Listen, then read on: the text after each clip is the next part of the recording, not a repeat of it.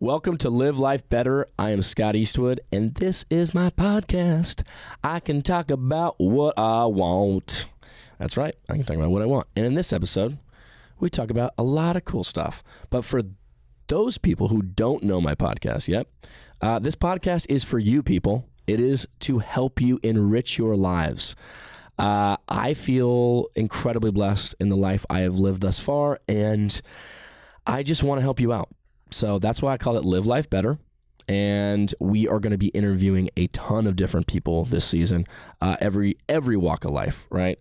Health and fitness, professionals, entertainers, scientists, explorers, and much more, in hopes to inspire you, in hopes to get you off your ass and get you doing something with your life that is cool, that is interesting, that you want to do. Look, we only have a short time on this planet, and then it's over. And that's what it's about, you know? Like, don't get caught up in chasing the money or chasing something you don't want to do. Do what you love. Find something you love and chase it.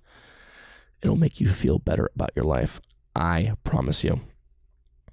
Anyways, on this episode, we talked to an incredible young woman, Jessie Golden. Now, Jessie Golden, for those who don't know, was diagnosed at 29 with rheumatoid arthritis, a terrible, terrible disease. And this episode is about how she has overcome that. We talk a lot about diet and exercise and what she has done to completely transform her body and deal with this terrible disease. We talk about yoga. We talk about surfing. We talk about Burning Man. Wow. Yeah, we talk about a lot of cool stuff in this episode. So check it out, and I hope you enjoy. Jessie Golden in the house. Yay. Thank you so much for coming today. Thank you so much for having me. I hear you brought us goodies. I did. I always come bearing gifts. Well, that's a first, because our other guests have not brought gifts. Oh, no. Maybe I'll set the precedent. Yes, I like that. Okay, good. So, of course, I brought you my book, which I'm super excited about. But I also brought you... It's a very nice cover. Thank you. Some golden secrets. So her book, people, for you don't know, Jessie Golden, is called The Golden Secrets to Optimal Health. Yes. Golden Secrets to Optimal Health. I like it. So when did you publish this? I actually just published it, gosh, I should know the exact date, but I'm horrible with dates and times. I would say about 6 months ago. Yeah. Very cool. Yeah. Congratulations, your first book? Thank you. Yes, first book, and I actually wrote it. You actually wrote it? I actually wrote it. I mean, there was no ghostwriter. Yeah, that's different in Hollywood. How long did that take you? It took me 2 years, but I didn't get to like go up in a mountain and like write, full time for 2 years. I'm a single mom, and I have my own company, so every free time that I had in the past 2 years was spent writing. It was intense. Like, writing a book is like giving hard, birth. Huh? I don't know what that's like. I've never it's done like either. birthing something, it's I couldn't sleep. I was like getting up in the middle of the night. Oh shit, I gotta write this say down. whatever the fuck you want. Oh, girl. good, yay. Yeah, so it was a big sense of reward when I finally finished it. Very cool. Yeah. Very cool. So, okay, so for people who don't know who you are and what you are, Tim actually, I didn't know who you were until Tim said, hey, you gotta check this girl out on Instagram. She's got this great Instagram. She's wrote a book, and she's got a great product line. You are a total health nut, it seems, from your Instagram. You practice yoga all the time. You teach yoga. Yes, I'm a yoga teacher. And you were diagnosed with rheumatoid arthritis a few years ago? Yes, it's been about 9 years now. 9 years ago, wow. Yeah, which it's flown by. So I know a little bit about arthritis. My mom has osteoarthritis, which I would love to hear from you. That's sort of like athletic arthritis, right? I mean, people who have maybe gone through an injury or athletes is osteoarthritis. Yes. But rheumatoid arthritis is much more severe. Yeah, correct? It's funny. It's actually a lot of people with RA is the short term for it. get upset with the name because people associate it with osteoarthritis. It's it. actually an autoimmune disease, more in the category of like lupus or MS, Hashimoto's, Graves' disease, all these unfortunate autoimmune diseases that are popping up. But it obviously affects your joints like osteoarthritis, but it can also affect your organs, other areas of your body. When I was at my worst, I had inflammation of every synovial joint, which is any joint in your body that hinges, which means I was basically like the Tin Man. I didn't walk for a year. Wow. And every organ in my body was inflamed, and my eyes, my teeth, my lungs, my heart, so I was sick. I was really, really, really, really sick at my worst. And that's kind of what inspired me to now I'm a holistic health practitioner as well, but also to share my story because I was a ballerina before I got sick. Oh, really? Yeah, and I was also a vegetarian at the age of 13 or 11, which was very unusual. So I considered myself to be a healthy person. So when I got sick, it was really weird. Prior to that, I was bulletproof. I didn't think anything could stop me. And what age was this when you started to feel symptoms or? I started feeling sick at 29, but I was a new mom. My son was about 3, and I was a single mother. So I always had an excuse for why I kind of felt bad, and I think being a ballerina, you're trained to ignore every symptom that you feel. Yeah. As any athlete, I think a lot of athletes can. Yeah, you play hurt. Yeah. Right? Yeah. You fight through it. Yeah. If you feel it bad, just push through it. In fact, maybe push even a little harder and you'll get over it. So I kind of had that mentality and I kept pushing through. And to the point where my body was like. So what does that look like? What you're pushing through and you're inflamed all the time, sore. You get almost like flu-like symptoms. A lot of people, before they get diagnosed, they feel like they constantly have the flu because it's an infection of the body. The visual sign was I was dropping weight like crazy. Really? And my knuckles were swollen, as if I had punched a wall, like very unusual, like almost black and blue. And I went misdiagnosed forever because I would go from doctor to doctor and they would look at me and they would say, you're fine. They would do a blood test. You're fine. You have to specifically test for the RA factor for rheumatoid arthritis.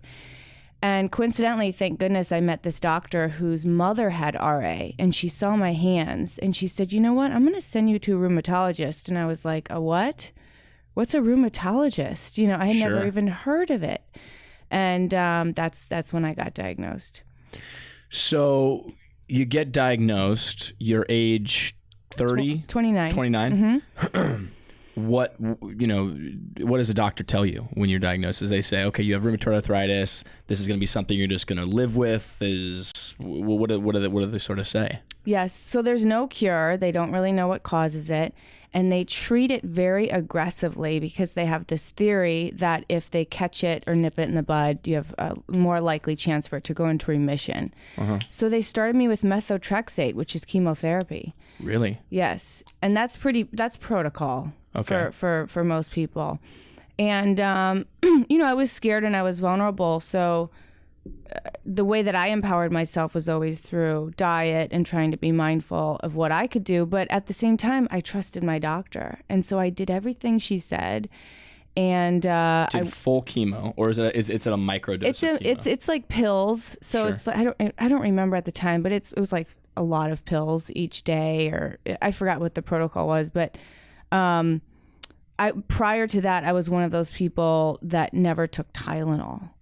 I had my son, I gave birth at home naturally. I mean, I never took drugs in my life except to, smoke pot or something when I was in high school. Sure. But, so this was very abnormal for me. And I wasn't surprised I started having all the negative side effects to the point where I was like, what is the disease and what is the side effects of, the medication? My hair was falling out. I was dropping even more weight. I mean, I'm 5'10", I'm 125 now. I was 90 pounds at my worst. Mm. Yeah, I was 90 pounds. And I was like the Tin Man. I literally could not bend, any synovial joint. So like my arms, just to get my arm to my jaw in the morning to brush my teeth. And then it was another issue to open my mouth because I would almost get lockjaw.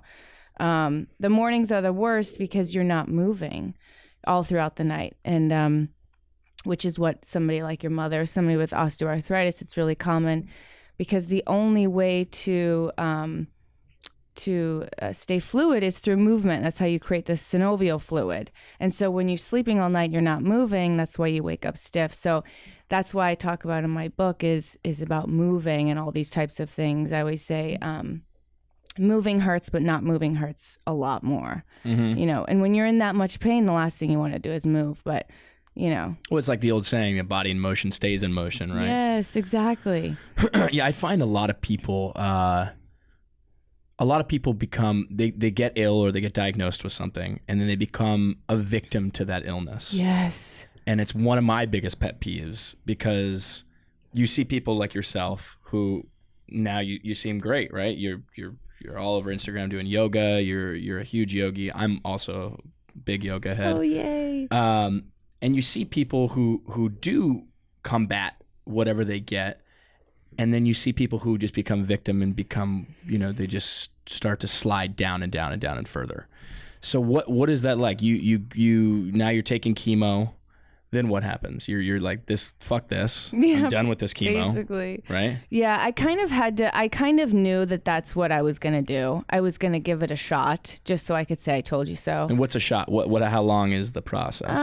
I think I gave Western medicine, I don't know. It's been so long, at least 2 months, but to the point where I can kind of be like, to my mom and my friends and even my doctor, see, yeah, see, I knew it, and the pendulum swung the other way and I went totally Eastern and I stopped all medication. I hired, this woman by the name of Mina Dobik, and she's one of the most famous macrobiotic counselors. She's worked with like Gwyneth Paltrow. What is a macrobiotic counselor? Macrobiotic.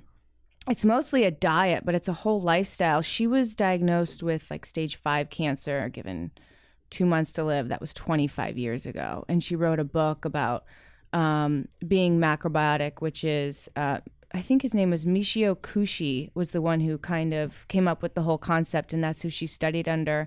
It's very grains and lots of sea vegetables. It's a super clean diet. And then there's lots of body scrubs. Your entire life is revolved around what you're eating, what remedies, your tonics, and all kinds of things. I was introduced to foods that I had never even heard of, like daikon root and lotus, and there was what else was there? Agar, which is like a seaweed type of thing that makes jello. A lot of microalgae stuff. Yes, yeah. Which, there's a lot of studies about the sea obviously being super healing. I take I do bioastin, which is a microalgae. Yeah. It's farmed in Hawaii. Oh, cool. And I take it, and it really, I find it for overall skin health, it makes me much more, when I'm in the sun, when I'm exposed to the sun, I have it's almost like a natural sunscreen that it's, I'm not saying we should replace sunscreen, but I really find that it really helps my skin. I think there's so many things about the sea that are so healing. I think definitely. Yes. Life source. Yes, absolutely. So I had her, and I did this. They have the whole concept in macrobiotics. It takes 90 days for your body to go from acid to alkaline. Mm-hmm. So it's a totally alkaline diet. I was so sick at the time I had to hire a chef 7 days a week because I couldn't actually cut the vegetables and create these meals because my hands weren't working. Really? Yeah. So I literally spent my life savings trying to heal myself. And I had to do that because rheumatoid arthritis is a chronic disease, and it's something that I will live with for the rest of my life. So just for me, I had to try everything under the sun. And at the time, right before that, I was getting my yoga certification. So I met a lot of people in the yogi spiritual realm that had a guy. Everybody had a guy. I got this guy from Mexico. He's got this clay, this healing clay. I had healing clay from Mexico. I had a blind shiatsu guy. I mean, you name it, I was willing to try everything and anything. And everything that I've learned throughout this whole experience, which is, you talk about being the victim, I still, to this day, say that rheumatoid arthritis has been a blessing because it inspired me to become a holistic health practitioner. And it really opened up the door for me to be more relatable to people and give people inspiration. You know, what I have to go through, what I'm going through on a daily basis with RA is so minute compared to what other people have to go through. But I love being able to share my story and say, you know what? I feel like shit sometimes in the morning, and this is what I do. This is how I get through it. I choose to thrive despite it. Yeah. And that's it. That's amazing. That's amazing that you're out there doing that and spreading that positivity. All right. Well, that is Live Life Better with me, Scott Eastwood. If you liked the episode or you like what we got going on, check us out on Apple Podcasts for the whole episode and much, much more.